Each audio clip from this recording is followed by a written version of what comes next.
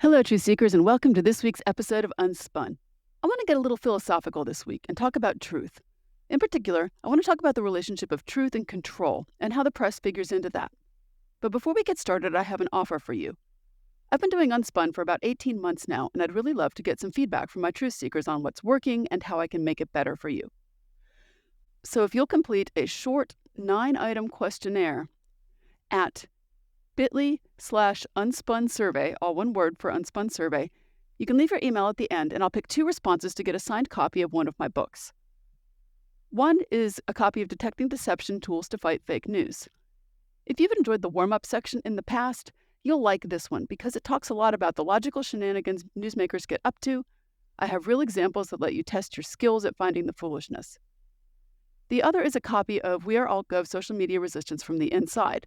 And this is the story of the Twitter accounts from government workers and others that stood up a disaster rescue after hurricanes, told people about chances to weigh in on government policy, and more during the first Trump administration.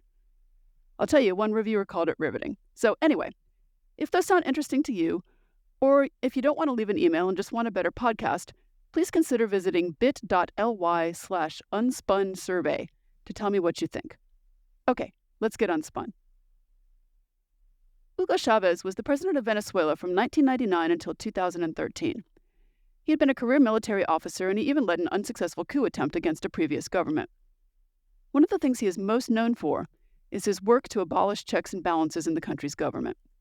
But he was quite popular because he convinced the people that he wanted to attack political corruption and the government that was ineffective at the time.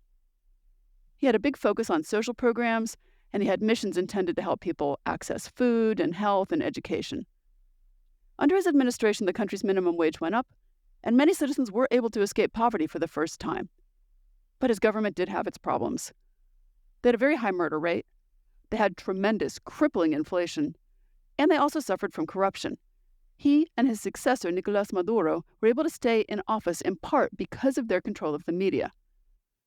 Chavez had his own Sunday morning radio show called Allo Presidente, or Hello President, on the state radio network. He founded 2 newspapers and a magazine, and he also worked in television.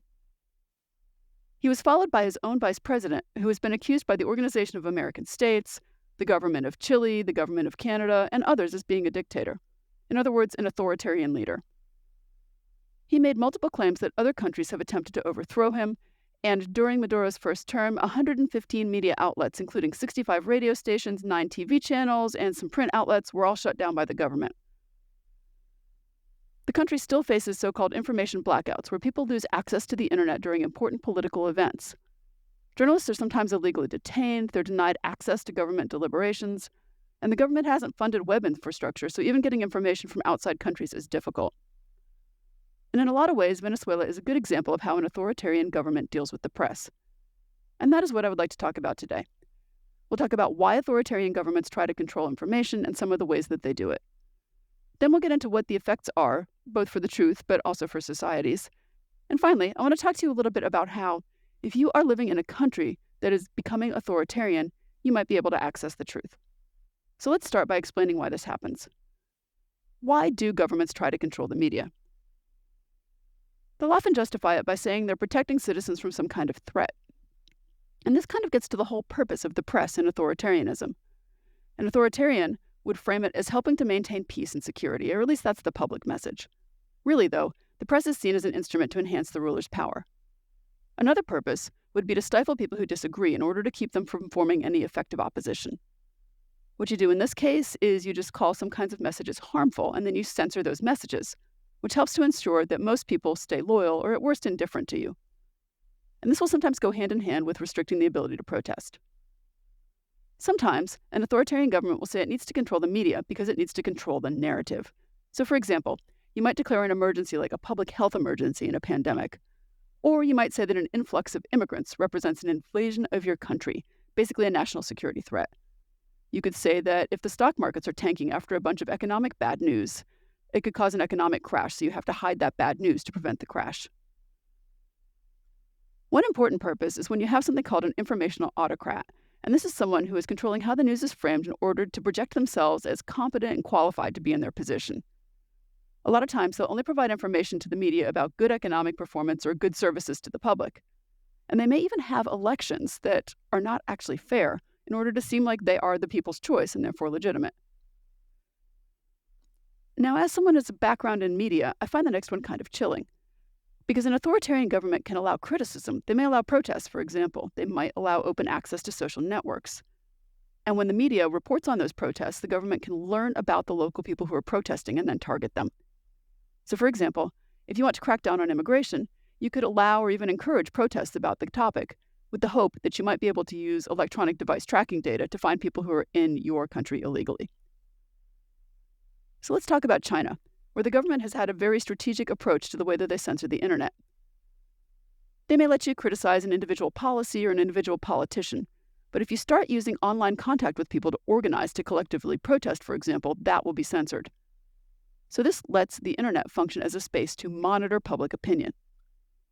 In China, reform and being selective about the information that you share work together. The government will offer economic benefits to make citizens happy, while at the same time they manipulate the truth in order to control what people believe. So it's a two-pronged approach, which includes addressing some issues while managing information so people don't know about the others. In some cases, the Chinese government has allowed reports on local protests, especially when they target local officials. In fact, there's even an emergency response law that says there needs to be timely information about emergencies, and they categorize protests as emergencies. And this has some real benefits for the central government. When they see those reports, people feel like they can express their social grievances, but at the same time, this only works if citizens are clear that they're protesting local issues and it's not a threat to the central national government. Now, of course, we live in a digital age where most people get their news online. So governments can also justify control through a concept of what they call cyber sovereignty, or state control of the internet. This can include allowing some speech but censoring others. It can also include using online media for strategic disinformation. An authoritarian government can flood the information space with bad information or contradictory information, which makes it tough for people to know what's really going on in such a way that they could get together and fight it. So that's a little bit about why authoritarians try to control information, to shape their image and to avoid threats to their power. Let's talk about some ways that they actually do it, how they do it. And one way is through licensing. If you need a license to operate your media, the government can cancel that license if you violate government policies if they're authoritarian. In some cases, the existence of licenses isn't obviously for the purpose of censorship. So for example, in a lot of places, radio and television are licensed as a way of providing fair access to a limited electromagnetic spectrum. But when that access is regulated by the government, they do have the ability to control it in order to shape the content of what is shared. Another way is through the control of information itself. So for example, you can deny access to officials for media outlets who are not playing your game. You could, for example, uninvite the Associated Press from federal government briefings if they don't refer to a renaming of a body of water. And this one can be difficult to detect sometimes. Something like an embargo of a news outlet, like with the AP, can be addressed in the courts.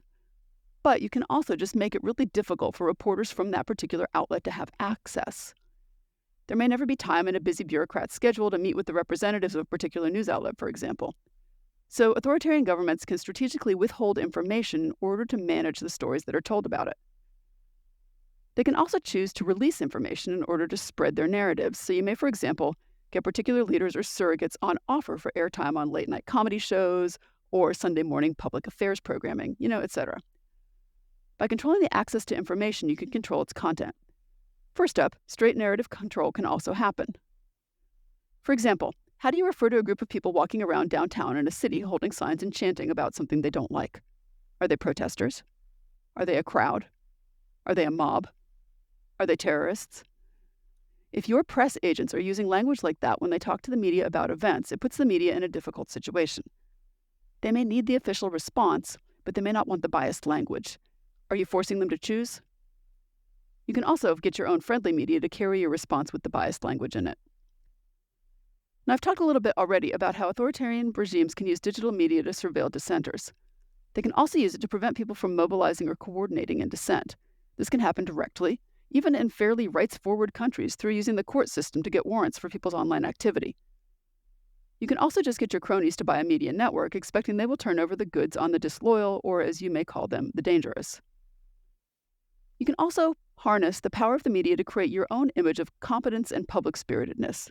For example, you can provide to the media your own clips of agents arresting people in your society that you want to call undesirable, maybe immigrants, for example, maybe protesters. You can even stage events where government officials visit a place like the border to show their concern over an issue and the urgency with which the authoritarian state is needed to keep the public safe. It's a kind of a weird thing, but most people in audiences accept that photo opportunities exist, and you will definitely see people in power courting media of various sorts in order to get those positive aspects of coverage. The way that they're courted can mean invitations to holiday events at public buildings. It may mean inviting the media to embed with the military during a military action. There are lots of ways in which you can provide access and special privilege to shape narrative in favor of a government. We've seen these tactics play out throughout history. One of the most fundamental approaches, though, is just to directly control the media. For example, autocrats can exert significant control over media outlets. In Russia, Putin consolidated control over TV early in his first years. Hitler and Mussolini exerted similar control over the press in Germany and Italy. This meant that no media could question their authority. In China, a project called the Golden Shield has attempted to up state control over what people say online, trying to actually prevent citizens from accessing information that contradicts the official narrative. And when it comes to spreading disinformation, this can have several purposes. It can make people confused. It can discredit the opposition, and it just makes the truth difficult to find. For example, one source I looked at described a, quote, simulacra of debate, where you have government-created opposition parties that are designed to make the leader look good by contrast. And that kind of reminds me of a group we have in the U.S. called the Harlem Globetrotters, and they'll play basketball against another team, the Washington Generals, and the Globetrotters just about always win. Essentially, I think the Generals just exist to be defeated by the Globetrotters. You can set up your own puppet political efforts for your politicians to beat, too. And I think we should talk about alternative facts. This is sometimes a fancy way of talking about spin. You take an event or a fact and you present the views of the authoritarian government to frame the facts in a nationalistic kind of way. So in Syria, for example, when you look at the country's depiction in state media, you'll see images of honey harvest festivals and bicycle championships, even though the country still does have violence going on. You wouldn't know it to watch TV. Authoritarian governments can use myths about nationhood. You know, when Republicans call themselves the party of Lincoln, they ignore some of the shifts of ideology between U.S. political parties throughout history, and they can create new historical symbols. I think you see this around the Confederate flag in the United States. This was literally a national flag of an entity that attacked the United States, and it's been reframed as a symbol of pride and freedom of thought. So much so that I have actually seen the U.S. Confederate flag not only outside of the American South, but even in other countries at times. Authoritarian governments will also sometimes use false authority to give power to their ideas. So, for example, political parties will have celebrities in fields like entertainment and sports speak at their conventions. This endorsement by the celebrity has probably very little to do with how the party will govern, but they hope that people will take the word of the celebrity, and the celebrity might not even know very much about anything. There's also been cases of political leaders promoting their ideas as quasi-religious. Mao did this in China, and Gaddafi did this in Libya. I've talked about censorship a little bit, but it's important to know that censorship is not always direct. Direct censorship would be the government saying there will be government consequences if you share this idea. But the government can also just stop supporting certain kinds of media. You can, for example, allocate advertising to only certain cooperative media. You could, for example, not put important public health advertising in media you disagree with. Your political party could fail to run political ads on certain networks. You can also file lawsuits against the media. Even just threatening to file lawsuits can have what they call a chilling effect. It's always struck me as a little bit odd when I hear people saying that we don't have to worry about the government doing what seems like obviously illegal things because court will take care of it. And although that's true, to say that is to act like being involved in a court proceeding doesn't come with a cost. And it does come with a cost. Attorneys are expensive. Time off work is not possible for some people. If you can get a head of state to suggest that people boycott a company, that can have some pretty big financial ramifications. I think about things like the removal of government research grants from universities. Because I work at a university, this is a pretty serious thing for me. And I think a lot of people do not know that in the U.S., a lot of the money in a government grant goes towards running the institution. That's because the researchers couldn't do their research without things like buildings and electricity and libraries and people to process the grant money and all those kinds of things. So when you remove those grants, you remove the ability of a higher education institution to serve its functions of creating and disseminating knowledge. And this is a giant threat. And I've definitely seen people in my industry who are very afraid and who are preemptively making changes so as to not upset the federal government. Okay, I need to take a quick break, But when I come back, I'm going to talk about the methods of control that authoritarian governments use. I will be right back. Welcome back. If I were an authoritarian leader, how would I decide what topics need to be pulled out of public discussion? My big concern would be things that get people to take collective action. So for example, in China, the government censors internet content for events for even things that are not against the state, for example, protests against nuclear waste. And that kind of shows you that there is a fear of any kind of an organized public expression turning against the government later. Authoritarians will also usually suppress content that criticizes the government or government leaders or government policies. Something that points out government corruption and incompetence or human rights violation can just be deemed sensitive and kept out of the public view. In Uganda, for example, some journalists have been beaten or tortured or even jailed trying to collect information, showing that the government really does not like scrutiny. And you'll see this show up in a couple of ways. For example, when people in the U.S. national security infrastructure were found to be holding conversations on an unsecured messaging app to which they invited a journalist. In the U.S., you can't just jail journalists if you don't like their content, so the government instead went with official statements and statements from surrogates on news networks attacking the credibility of the journalist. This was to suppress the news of the incompetence of having this conversation in an unsecured platform. So the government will block stuff in order to maintain what they define as national security and peace. Another example could be when WikiLeaks published classified government documents, they faced legal trouble in a bunch of different countries. Authoritarian countries will sometimes strategically discredit people who dissent by using the media that they can control to make them seem illegitimate or harmful. This happened, for example, to the students in Parkland, Florida, who became politically active after a shooting at their school. I think you're seeing this now in some of the framing of the people who have been removed from the United States to the CICOT prison in El Salvador, who have been framed as criminals and gang members, but then other media reports have suggested that neither of these things are true for some of the people who have been detained. This can also happen just through laws that control freedom of expression. For example, libel laws are designed to keep people from damaging each other through speech. In some countries, libel also includes denigrating people in power. In Thailand, lèse-majesté is a crime wherein you can actually be found guilty for insulting the king. In Tajikistan, a man was jailed for insulting the country's president on Facebook.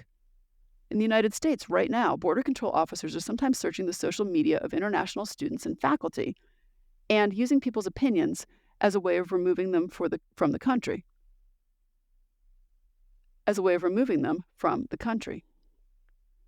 There's also electronic surveillance. Now, this can be pervasive, where governments will use monitoring technologies to track people online, to intercept their communications, to scrutinize their social media posts. But this can also extend to the physical world with technologies like facial recognition or biometrics. China, for example, is known for weaving artificial intelligence into its city surveillance system. In North Korea, the entire telecom infrastructure is run by the state, and their mobile phones run a system that includes a background program which monitors their activity and also takes and stores random screenshots from their phones. Outright blocking access to sites will sometimes lead people to get around that through VPNs and other technology, so some authoritarian states will use subtler methods. For example, they can introduce search friction, which is difficulty or obstacles that you face when trying to find information, like a website or a database or an app. Imagine you're trying to find a specific book in an online library, but the search bar doesn't work well, and there might be unclear filters or incomplete search results or just a ton of irrelevant information. That struggle is search friction. The online electronic censorship isn't just a matter at home either. Authoritarian governments will also use cyber attacks and disinformation campaigns as a way of silencing their critics abroad. So, for example, you could run a disinformation campaign in another country that gets a dissident in your country criticized. Hackers have been known to target journalists and activists, sometimes compromising their devices or disrupting their ability to communicate. And there are also state-sponsored troll armies who create that kind of uncertainty in people's networks. Russia's use of this kind of method has been pretty well covered. When Vladimir Putin came to power, he started to establish a centralized system of news and information. He took TV stations and placed them in the hands of his allies or of the state. And there were even weekly meetings at the Kremlin where the heads of TV channels got instructions on what they were going to cover, who could be on the networks, and that kind of thing. Some elements of this public opinion included presenting an image of the West, particularly the U.S., as the enemy. They wanted to establish a sort of a new patriotism, and this was done in part through resurrecting Soviet propaganda techniques, like having a pool of political journalists. The government would use tactics like leaking ideas to test public reaction and getting celebrities to weigh in. And they had some organizations who were out in public supporting the government and the patriotic glory of Russia. And in Russia, the internet has remained relatively open compared to places like North Korea. But there is still that pro-Kremlin media pool and a really carefully managed flow of information. So we get to the big question: why does it matter? What are the effects of the control of information on society? It's kind of a neat trick, but a lot of these techniques don't have to be openly oppressive because institutions learn to censor themselves in order to stay in the good graces of a government that enables them to do what they want. But it comes at a cost. For example, when Stalin ruled in the Soviet Union, people who fell out of favor were just erased from history. During World War II, Hitler and Mussolini controlled the press completely, which meant that the public didn't know a lot of information that didn't reinforce the goals of the state. And in other societies, access to information just becomes very uneven. So, a younger or more educated or wealthier person might, for example, be able to use a VPN to access outside information on the internet on a phone. But a more rural or less educated or poor person may be completely reliant on state-sponsored media in some countries. And when this happens, citizens lose their ability to hold the government accountable. You don't have avenues to criticize people in power because leaders are protected against critical feedback, and so they're free to make bad decisions. Sometimes this will boil over, and it can lead to violent protests or even to civil wars. If it doesn't go that far, this loss of free ideas can distort the way that people in a society understand reality. And I've talked about this before on Unspun. Part of the success of a democracy is the ability for everybody to be working from the same set of facts. When people only have access to state-sponsored facts, but other people have access to other facts, you have lost the ability to talk to each other and make good decisions together. And then what happens to people? They become less informed, they become more fearful, and low information people actually become more dependent on the government. When authorities withhold information, it undermines the trust between government and the public.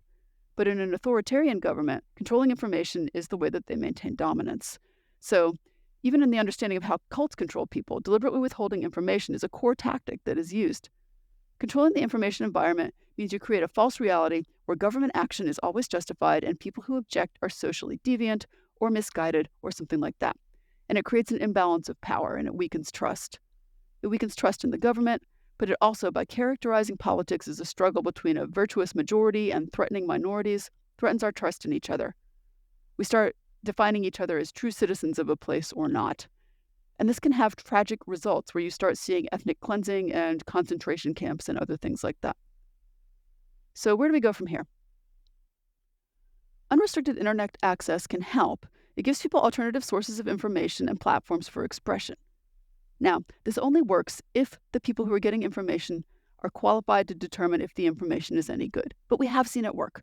For example, during the Arab Spring, social media platforms were instrumental in helping people organize protests to share information about what the government was doing and to garner support internationally. This also happened in Egypt during the Tahrir Square protests that led to the president's resignation. It can also help people to see that they're not alone. Free internet access helps people to see that other people think the way that they do, which can be a catalyst for organizing. It's the very thing that authoritarians fear. If people can access and share information freely, they're less susceptible to state propaganda and better able to organize to direct their own lives. In addition to being able to access the internet, access to a free press is also important. Transparency is a central part of a democracy when that press can investigate and report on matters of public interest, including the government itself, without fear of repercussion. And other institutions do this as well. The legal system does this by holding the actions of government accountable to the laws that restrict it. Educational institutions do this by teaching people the facts of history and the skills to understand the past, present, and future. So it is little wonder that the legal system and the educational system come under attack pretty quickly in an authoritarian regime. A U.S. politician said a few years ago, professors are the enemy. You can also try the principles of deliberative democracy. And this is where you have spaces for people to talk with each other with support for how to consider diverse perspectives respectfully. And this can help people to get better informed opinions based on accurate information. And it's a really powerful antidote to authoritarian information strategies. In order for this to work, people have to be willing to talk to people who are not like them or who do not have the same views. And this can be hard, but it can also be really worthwhile. And with that, truth seekers, I'll leave you for this week. I hope you have a good one, and remember to stay sharp.